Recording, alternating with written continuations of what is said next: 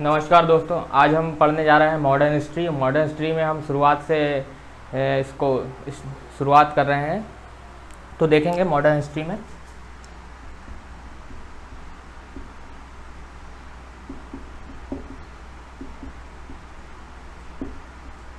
और इसको एक कहानी की तरह हम बिल्कुल डीपली समझेंगे।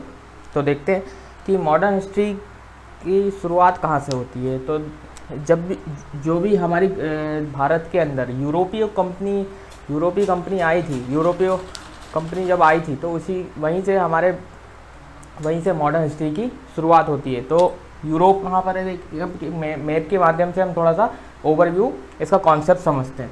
तो यहाँ कहीं आप एक प्रकार से देखते हैं तो ये है हमारा यूरोप, इसको कहेंगे यूरोप।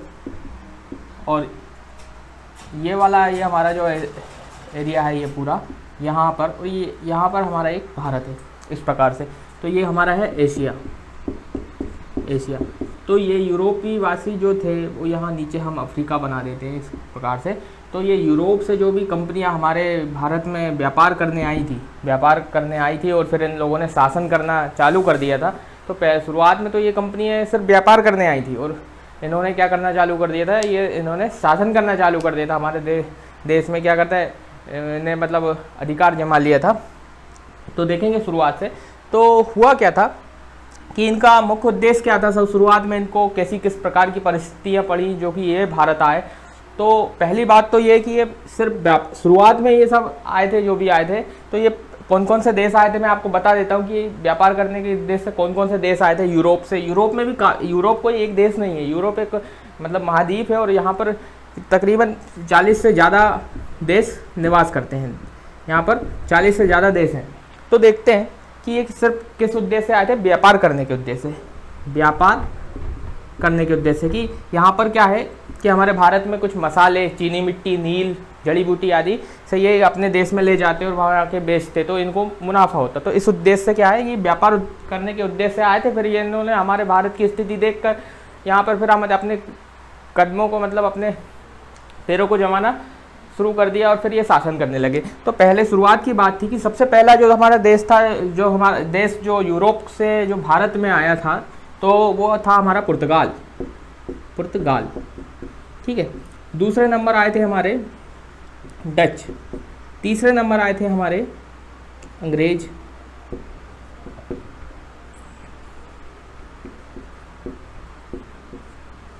चौथे नंबर आए थे हमारे डेनिश। और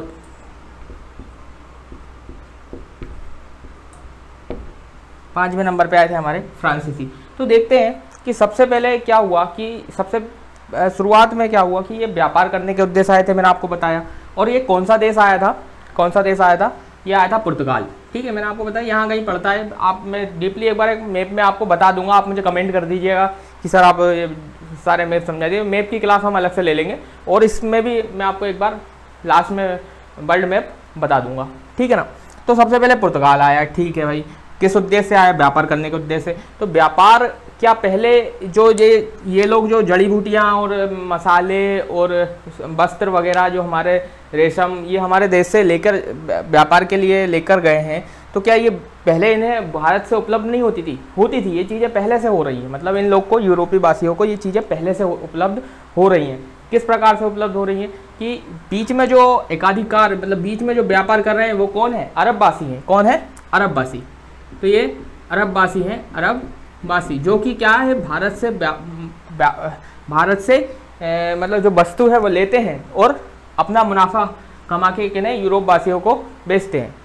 जो भारत से वस्तु लेते हैं और यूरोपीय वासियों को मुनाफा अपना कमा कर देते हैं। वो कभी नहीं चाहेंगे कि यूरोप डायरेक्ट भारत से व्यापार करे। ये आप ध्यान रखिए कि यूरोपीय वासी कभी नहीं चाहेंगे कि जो मतलब आपका जो यूरोप है, अरबवासी कभी नहीं चाहेंगे कि यूरोप डायरेक्ट जो है भारत से व्यापार करे। लेकिन ये ऐसा होता है आने वाले समय में। ठीक है ना। अभी अपन समझेंगे डीपली। तो क्या होता है कि हमारी 700 ईस्वी के समथिंग से, 700 ईस्वी के समथिंग से कौन व्यापार कर रहे हैं, अरबवासी भारत से व्यापार कर रहे हैं। ठीक है ना। 700 ईस्वी बहुत पुरानी बात है, मतलब 1300-1400 साल पुरानी बात है कि यहाँ से जो है अरबवासी व्यापार कर रहे हैं। अच्छा ठीक है। अब होता क्या है कि 1400 ईस्वी में बात 1400 ईस्वी की है, ठीक है ना, बात 1400 ईस्वी की है। तो अब ये इनके पैर इस रास्ते पे तो बहुत जम चुके हैं, यहाँ पर जम चुके हैं, मतलब ये एशिया और बीच का जो यूरोप आता है ना, यहाँ पर क्या है कि यूरोप वासियों को बिल्कुल आक्रमण है पूरे अरब वासियों का। अरब वासी बिल्कुल किसी को व्यापार करने नहीं दिया करते थे। तो यहाँ पर एक देश है टर्की करके, तो एक देश है टर्की करके, मैं आपको ओवरव्यू बता रहा हूँ कि एक्चुअल में हुआ क्या था, किस परिस्थितियों में जो यूरोपीय वासी हैं जो भारत आने पर मजबूर हुए। तो मैं आपको इस पूरी परिस्थिति बता दूँ। यहाँ पर क्या है कि यहाँ पर एक देश है टर्की, तुर्की भी कहते हैं, तो टर्की है। टर्की के जो राजा हैं उन्होंने अपना एक साम्राज्य कुस्तुनतुनिया पर अधिकार कर लिया। क्या कर लिया, इनके जो टर्की के जो राजा थे उन्होंने क्या करा, कुस्तुनतुनिया पर आक्रमण कर दिया, और ये कुस्तुनतुनिया पर यहीं पे उनके साइड का जो एरिया था उस पर अधिकार कर लिया, कुस्तुनतुनिया। ध्यान रखिएगा, टर्की के राजा ने किस पर अधिकार कर लिया, कुस्तुनतुनिया पर, कुस्तुनतुनिया पर। तो कुस्तुनतुनिया पर अधिकार करने के कारण ये अरबों के जितने भी रास्ते थे ये सब किसने बंद कर दिए, अरबों के सारे के सारे रास्ते से क्या टर्की के राजा ने बंद कर दिए। अब अरब भी व्यापार नहीं कर रहे थे यहाँ से, तो क्योंकि अरबों के लिए भी क्या हुआ कि ये रास्ते जो थे सब बंद हो गए। अब जब रास्ते बंद हो गए तो क्या हुआ कि यहाँ से जो वस्तु जाती थी वो यूरोप तक पहुँच ही नहीं रही थी, यहाँ से जो वस्तु जा रही थी वो यूरोप तक, अब फिर थोड़ा बहुत कुछ पहुँचता था। अब थोड़ा बहुत जो कुछ पहुँचता था तो क्या होता था कि ब्लैक टाइप में अगर पहुँचता भी था तो बहुत महंगी मूल्य पे मिलता था, यहाँ से जो माल था वो बहुत महंगे मूल्य पर मिलता था। तो अरबवासी तो व्यापार थोड़ा बहुत तो कर ही रहे थे, लेकिन पूरी तरह के स्वतंत्र रूप से तो व्यापार कर नहीं रहे थे वो। तो पहली बात तो ये थी कि कुस्तुनतुनिया पर अधिकार कर लिया था, तो ये रास्ते बंद हो गए थे, ठीक है ना। हम कारण जानते हैं, यहाँ से अपन मिटा देते हैं कि तो पहला कि इनको रास्ते बंद हो गए थे। दूसरा कारण ये था कि इनको महंगे मोल पर चीज़ें मिलती थी, महंगे मोल पर। और अरबवासी कभी भी नहीं चाहेंगे कि यूरोपवासी, अब एक बात याद रखिएगा कि कभी भी अरबवासी नहीं चाहेंगे कि यूरोपीय वासी कभी भारत आए और अपना व्यापार करें। भारत, इंडोनेशिया, यहाँ पर मसाले बहुत अच्छी तरीके से हुआ करते थे। और क्या होता था कि ठंड के दिन में, वैसे ही तो ये जो एरिया है यूरोप का जो एरिया है वो कौन सा उष्ण क्या कहते हैं, हमारे जो भारत है उष्ण कटिबंधीय क्षेत्र में आता है। और ये ज्योग्राफिकली दृष्टि से देखा जाए तो भूगोल की दृष्टि से देखा जाए तो ये जो है शीतोष्ण कटिबंधीय क्षेत्र में आता है। शीतोष्ण कटिबंधीय मतलब एक बेल्ट होते हैं जहाँ पर बर्फ़ पड़ती है, तो यहाँ पर साल भर बर्फ़ पड़ती है, मतलब हमेशा ही बर्फ़ रहती है। तो यहाँ पर ठंड के दिनों में और ज़्यादा इनका जो तापमान है वो माइनस में पहुँच जाता है। तो ये ठंड के दिनों में क्या है कि ये बिना मसाले बिना गोश्त खाए ये जीवित नहीं रह सकते थे, इनके शरीर में गर्मी होना। और ये मसाले कहाँ से उपलब्ध होते थे, वो भारत से उपलब्ध हुआ करते थे, जो कि अरबवासियों से ये खरीदते थे। अब लेकिन इसके बाद ये आना बंद हो गए। अब तो क्या हुआ कि ये तो इनको मसाले बिल्कुल मोस्ट इम्पोर्टेंट, जीवन यापन करने के लिए क्या चाहिए होते थे, मसाले। और अगर ये मसाले ना लें, कंज्यूम नहीं करें, खाएँ नहीं, तो ये मर जाएंगे। तो तीसरा कारण यह हो गया। एक और कारण आता है कि अरबवासी इनको महंगे मोल पर मिलते थे, मसाले इनको चाहिए थे, रास्ते बंद हो गए थे। और एक कारण और था कि यूरोप में इस समय मतलब 14वीं शताब्दी के समथिंग, 1400 के समथिंग क्या चल रहा था, पुनर्जागरण। मतलब यूरोप का पुनर्जागरण चल रहा था, पुनर्जागरण। तो मतलब पुनर्जागरण के दौरान हुआ क्या कि सभी यूरोपीय देशों के मन में, मतलब सभी यूरोपीय देश के मन में एक उद्यमिता की, मतलब कि व्यापार करने का उत्साह जाग रहा था। तो पुनर्जागरण उसी को कहते हैं। हर यूरोपवासी सोच रहा था कि मैं भी व्यापार करूं, मतलब जब कोई देश अपने आप में व्यापार करेगा तो उसका देश आगे बढ़ेगा। और इसी की दौड़ में सारे देश थे। अब वो किससे कंपटीशन कर रहे थे, अपने आप से ही कंपटीशन कर रहे थे। मतलब यूरोपीय वासी अपने पड़ोसी मुल्क से कंपटीशन किया करते थे कि भाई हम आगे पहुंच जाए। तो यहाँ पर क्या चल रहा था, पुनर्जागरण। अब यहाँ पर उद्यमिता की, मतलब कि व्यापार करने की उत्साह था। तो ये सोच रहे थे कि यार ये चीज़ें हम ले आएँ, ये चीज़ें। तो ये आपको मैंने बता दी कि ये पुनर्जागरण। तो ये 4 पॉइंट है कि हमें, मतलब यूरोपीय वासी को भारत आने की क्यों जरूरत पड़ी, ठीक है ना। तो अब मैं आपको एक बात बहुत अच्छी बता दूं कि सबसे यहाँ पर एक पड़ता है पुर्तगाल करके। मैंने आपको बताया कि 5 देश आए थे और सबसे पहले कौन सा आया था, पुर्तगाल। अब पुर्तगाल जो था वो क्या होता था कि नए रास्तों की खोज करने में सबसे आगे था, नए रास्तों की खोज करने में सबसे आगे था। और भारत आने के कोई रास्ते तो थे, कई कई प्रकार के रास्ते थे, मतलब 2 प्रकार के रास्ते थे। एक तो स्थल रास्ता, या फिर आप घोड़ों से आइए, या फिर आपकी कोई गाड़ी वगैरह वाहन वगैरह तो चलते नहीं, तो आप घोड़ों से आइए और यहाँ तक आने में आपको कितना रास्ता, कितनी दूरी तय करनी पड़ेगी। और या तो फिर आप एक तो मतलब जहाज़ों से आइए। तो 2 रास्ते थे। कौन कौन से रास्ते थे भाई? एक तो स्थल मार्ग और दूसरा है जल मार्ग। तो पहला रास्ता स्थल मार्ग, दूसरा रास्ता है जल मार्ग। अब देखिए कि क्या होता था कि ये देख लीजिए आप कि ये तो आपके पॉइंट क्या के हो गए कि इन्हें क्यों ज़रूरत पड़ी, ठीक है ना। इनके रास्ते बंद हो गए थे, या ये चीज़ इनको महंगे मूल्य पर मिल रही थी, मसालों की इनको बहुत आवश्यकता थी क्योंकि ये मर जाते।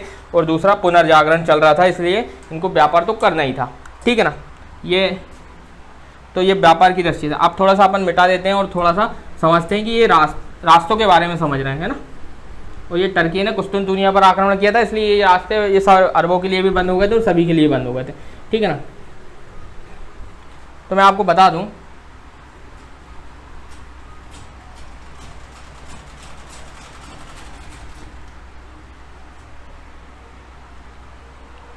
कि हुआ क्या कि यहाँ से आपका पहला रास्ता हो जो है स्थल मार्ग। अब स्थल मार्ग से होते हुए आपको कितने देशों से होकर गुजरना पड़ेगा? तो एक तो आपको होकर गुजरना पड़ेगा सबसे शुरुआत से टर्की,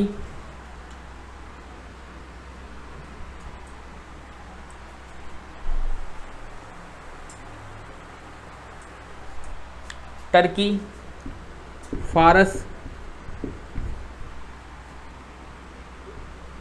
इराक, ईरान। मतलब कि टर्की से फारस चलेंगे, फिर फारस से इराक, फिर ईरान से ईरान, उसके बाद फिर क्या आएगा? अफ़गानिस्तान,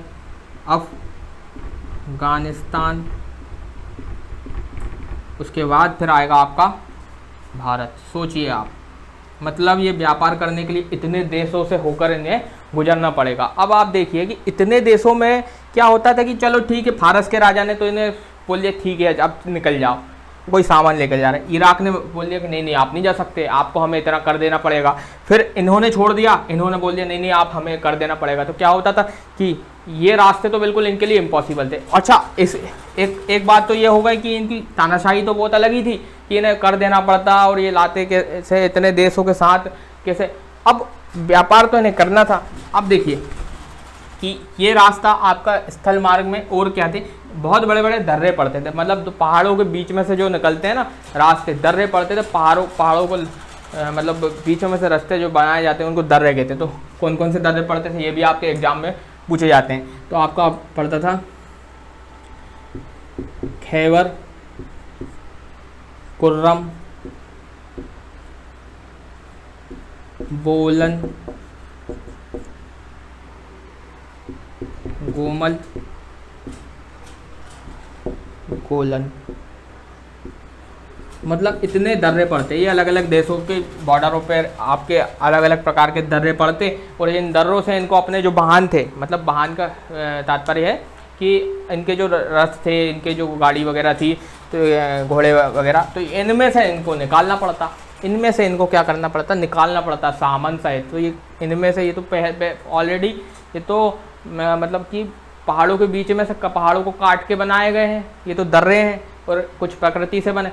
अब इनमें से मतलब कि आपका सामान जो वस्तु हैं वो निकलना बड़े पैमाने पर बड़ा मुश्किल होता था कि अगर कोई चीज़ है तो वो ख़राब भी हो जाएगी। और ये पहली बात, ये राजा लोग इन्हें कभी नहीं चाहते थे। ये सारे के सारे क्या हैं कि ये अरबवासी हैं, और ये अरबवासी कभी नहीं चाहते कि ये यूरोपी कभी भी इनको काट देते। इनको काट देते और इनको मार डालते। जो भी आता यूरोपवासी की वो नहीं आप व्यापार कर ही नहीं सकते, आप हमारे देश से होते हुए नहीं गुजर सकते, घूमने के बहाने आप एक आध बार चले जाएँ तो चले जाएँ, और अन्यथा आप बार बार नहीं जा सकते यहाँ से। व्यापार तो आप इम्पॉसिबल बिल्कुल। तो आप इनका ये जो मार्ग था स्थल मार्ग, ये तो कट हो गया। अब आते हैं जल मार्ग पे कि भाई इनको जाएँ तो जाएँ कि कहाँ से।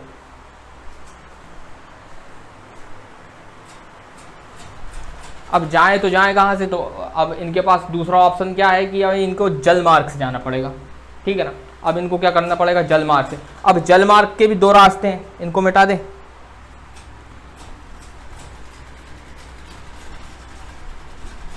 अब जल मार्ग के भी दो रास्ते हैं, देखिए अब अपन देखते हैं कि जल, इसको भी मिटा देते हैं, जगह बच जाएगी, ठीक है ना। तो जल मार्ग, अब जल मार्ग के भी दो रास्ते हैं, एक तो फारस की खाड़ी, फारस की खाड़ी, और दूसरा है लाल सागर, लाल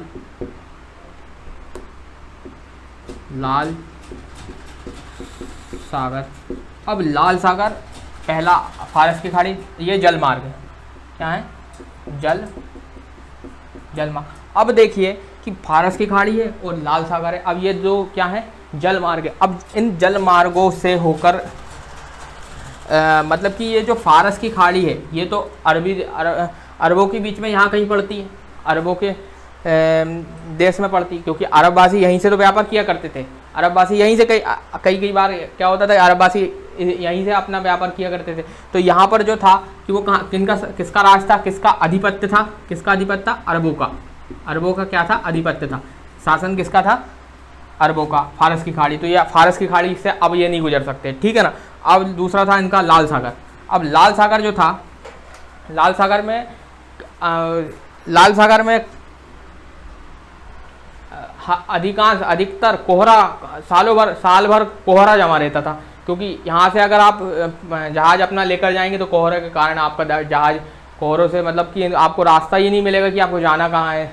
और उस समय क्या था कि इनको दिशा सूचक यंत्र तो वगैरह ऐसा कुछ था ही नहीं कि इसका दिशा वगैरह पता चल जाए कि हम किस वे में चल रहे हैं, तो ऐसा कुछ था नहीं। तो ये लाल सागर भी इनके लिए अत्यधिक कोहरे वाली जगह थी, क्या थी, अत्यधिक कोहरा,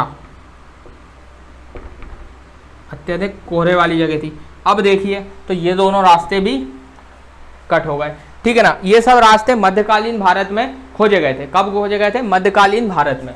ये भी बता दें कि मध्यकाल भारत जो था 700 से लेके 1500 ईस्वी तक का जो भारत था, उस समय में, उस कार्यकाल में क्या हुआ, उस काल में ये जो रास्ते थे वो खोजे गए थे। मध्यकाल में ये रास्ते खोजे गए थे, ठीक है ना।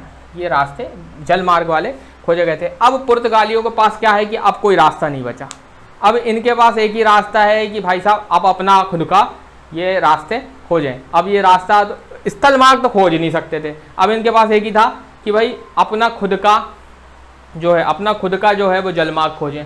तो बात है, अब इस नए रास्तों की खोज करने में पुर्तगाल में सबसे आगे कौन था, आप देखते हैं तो सबसे आगे थे पुर्तगाली सबसे आगे थे नए रास्तों की खोज करने में, ठीक है ना। तो सबसे पहले चलेंगे पुर्तगाल पे। तो 1487 की बात है, 1487 की बात है। तो यहाँ के राजा थे प्रिंस हेनरी। अब इनने अपना एक जहाजी बेड़ा तैयार करा, मतलब इन्होंने नहीं करा, ये तो राजा थे, ये तो वहाँ शासन करा करते थे। इन्होंने किसी से कहा, अब वो एक व्यक्ति को भेजा इनने और पूरा जहाज वहाँ से बोला कि जाइए आप भारत जाइए और भारत से व्यापार करके आइए। तो ये मतलब अपने देश से चले, और अपने देश से चलने के बाद 1487 की बात है, और ये चले और एक तूफ़ानी द्वीप पर पहुँच गए। और वहाँ से मतलब बहुत तूफ़ानी द्वीप था, इनके जो जहाज़ थे वो वहीं रुक गए और उससे आगे बढ़े ही नहीं, क्योंकि वहाँ पर बहुत ही तूफ़ानी द्वीप था। तो उस तूफ़ानी द्वीप पर इनका जहाज़ चला, और जो व्यक्ति ये जहाज़ लेकर गया था, मतलब 1487 में पुर्तगाल की ओर से प्रिंस हेनरी ने जो कहा कि भाई साहब आप जाइए, तो वो व्यक्ति कौन था, वो था बार्थोलोमो डियाज।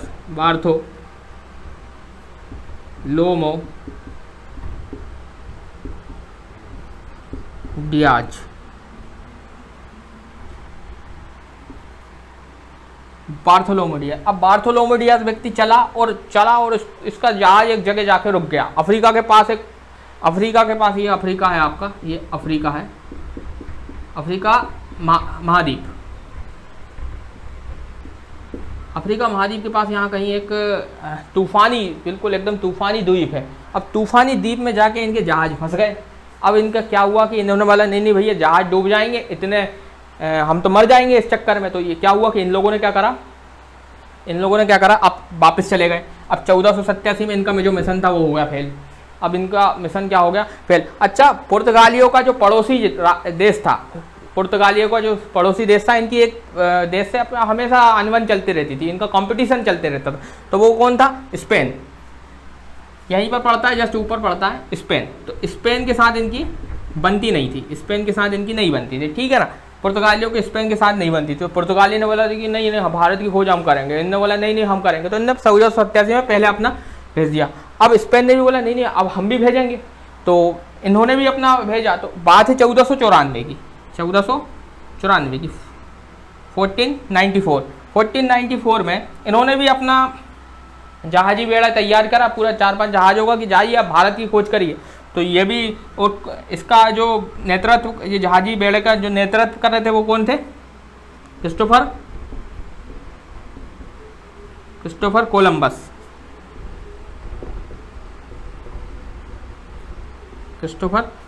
अब कोलंबस इसका नेतृत्व कर रहे थे। तो ये क्या हुआ कि भारत के किधर है, पूर्व साइड है, ईस्ट साइड है।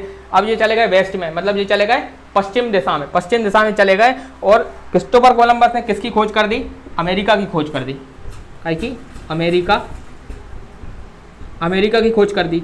तो 1494 में काय की खोज हो गई, अमेरिका की खोज हो गई। और ये वहाँ जाकर क्या कहते हैं कि और यही हम भारत पहुँच गए। और भारत खोजने के बाद ये जितने भी जो वासी हैं वो सारे के सारे कौन है, ये भारतीय हैं। और ये भारतीय हैं। और फिर वहाँ का नाम, उनका नाम क्या पड़ा, रेड इंडियन पड़ गया। क्या नाम पड़ गया इनका, रेड इंडियन। तो अमेरिका के वासियों को रेड इंडियन भी बोलते हैं, रेड इंडियन, ठीक है। तो 1494 में अमेरिका की खोज हो गई। और वहाँ पर फिर इन्होंने अपना शासन जमाया। फिर वहाँ पे तेहरा कॉलोनी हो, मतलब वर्ल्ड हिस्ट्री की अपन एक अलग ही क्लास लेंगे, उसमें बताऊंगा कि अमेरिका कैसे आज़ाद हुआ। फिर इस प्रकार से अमेरिका को भी इन्होंने गुलाम बना दिया। तो स्पेन कहाँ पहुँच गया भाई, स्पेन अमेरिका में लग गया। पुर्तगाल, अब पुर्तगालियों ने सोचा अरे यार फिर अब हम क्या करें। तो फिर आगे अपन देखते हैं कि ठीक है 1400, अब थोड़ा सा रिवाइज कर देते हैं। 1487 में प्रिंस हेनरी किसने भेजा, पुर्तगाल ने भेजा। कौन कर रहा था इसका नेतृत्व, प्रिंस हेनरी ने। किसको भेजा, बार्थोलोमो डियास को, कि जाइए भारत की खोज करिए, ठीक है। तो भारत के रास्ते इनको क्या कौन मिल गया, कहाँ, एक तूफानी द्वीप में फंस गए। उस द्वीप का नाम था, मैं आपको लिखवा दूंगा, उसका नाम था उत्तर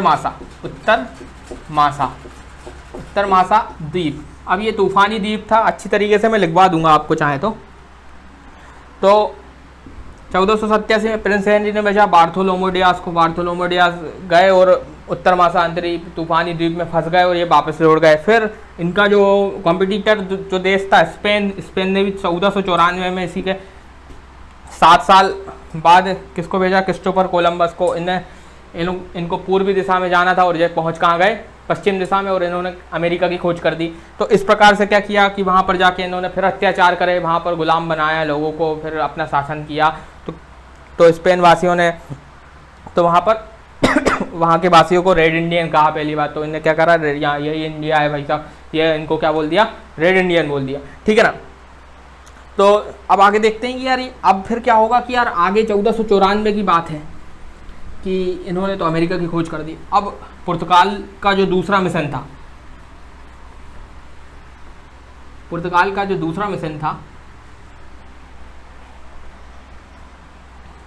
अब पुर्तगाल का जो था सेकंड मिशन भारत आने का, ठीक है। अब वो कब आता है, वो आता है 1498 में।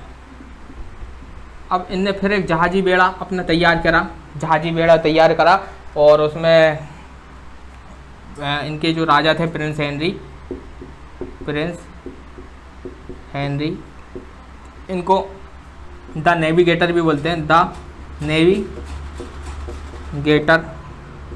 नेविगेटर ने कहा किससे, वास्को डी गामा। अब वास्को डी गामा को भेजा 1498 में। फिर ये गया और फिर इसने क्या करा कि ये अपने जहाजी बेड़े के साथ 1498 में निकला। और फिर ये मतलब जो उत्तर मासा अंतरीप है, ये तूफानी द्वीप था उत्तर मासा तूफानी, इसको पार करके, इसको गोल घूम के सर से तूफानी, इसको पार करके और फिर ये कहाँ पहुँचा, अफ्रीका के यहाँ से ये चला ऐसा करके, ऐसा और ऐसा करके ये एक रास्ता देख लीजिए आप, मैं आपको ओवरव्यू दे देता हूँ। ये तूफ़ानी द्वीप यहाँ था, ये थोड़ा सा आगे पहुँच के और इस प्रकार से ये कहाँ पहुँचा, ये कहाँ पहुँचा, वास्को डी गामा, ये फिर भारत पहुँचा। इस प्रकार से ये क्या हुआ, ये भारत पहुँचा। और जब ये भारत पहुँचा तो इसको रास्ते में एक व्यक्ति मिला जिसका नाम था अब्दुल मलिक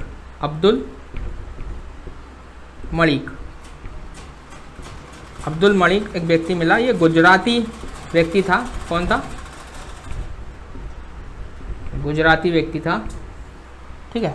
तो ये अब्दुल मलिक ने इसको भारत पहुंचाया और इसको रास्ते में मिला था, मतलब ये व्यक्ति नहीं भी मिलता तो ये भारत की खोज तो कर ही लेता, क्योंकि ये बहुत पास पहुंच चुका था कि भारत की सीमा में ही पहुंच चुका था, ठीक है ना। तो ये व्यक्ति मिला और ये फाइनली 1498 में वास्को डी गामा भारत पहुंच गया कालीकट बंदरगाह पर। कहाँ पे, कालीकट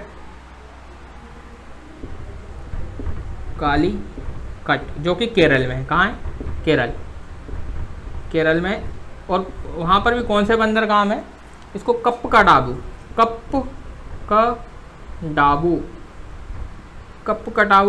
बंदरगाह भी कहते हैं, वहीं पे एक जगह है। तो वहाँ पर ये केरल में जो हमारा था वास्को डी गामा फाइनली पहुँच गया।